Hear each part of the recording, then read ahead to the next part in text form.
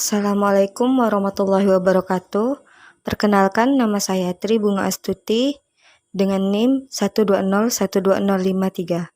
Baiklah, di sini saya akan menyampaikan materi yang terakhir, yaitu materi ketujuh tentang pembuktian dalam hukum acara perdata agama atau HAPA. Pengertian pembuktian dalam hukum acara perdata agama atau HAPA. Bukti merupakan segala sesuatu yang dapat meyakinkan akan kebenaran suatu dalil atau pendirian.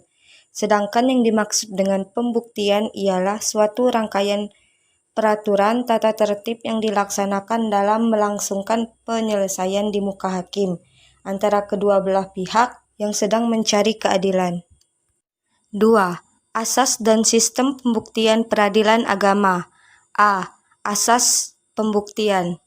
Asas pembuktian dalam hukum acara perdata dijumpai dalam pasal 1865 BW, pasal 283 RBG yang bunyi pasal itu semakna, yaitu barang siapa mempunyai sesuatu hak atau guna membantah hak orang lain atau menunjuk suatu peristiwa, ia diwajibkan membuktikan adanya hak itu atau adanya peristiwa tersebut.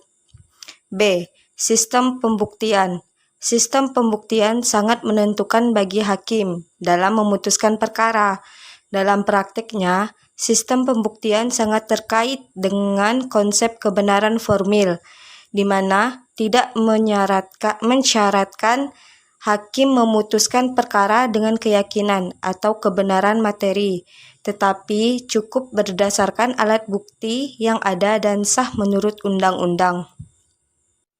3. Alat bukti dan mekanisme pembuktian dalam peradilan agama.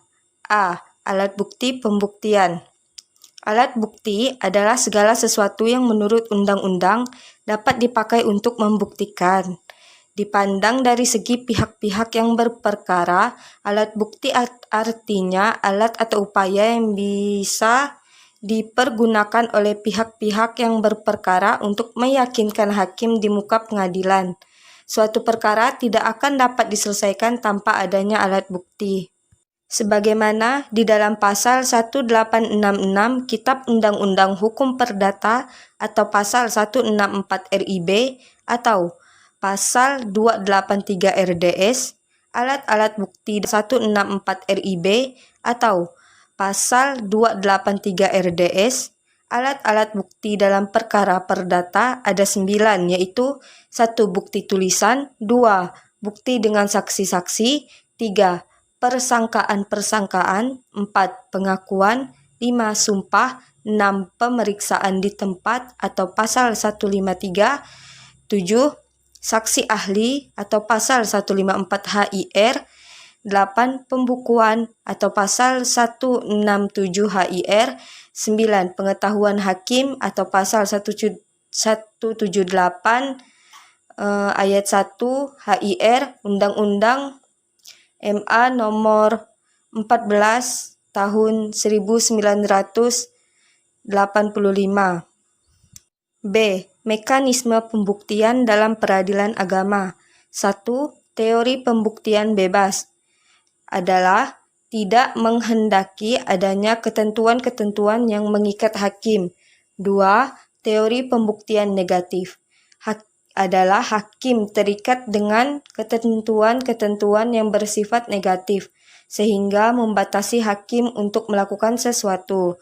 3. Teori pembuktian positif adalah hakim diwajibkan untuk melakukan segala tindakan dalam pembuktian, kecuali yang dilarang dalam undang-undang. Hukum pembuktian ada 3, yaitu yang pertama, bersifat mencari kebenaran. Yang kedua, tidak disyaratkan adanya keyakinan hakim.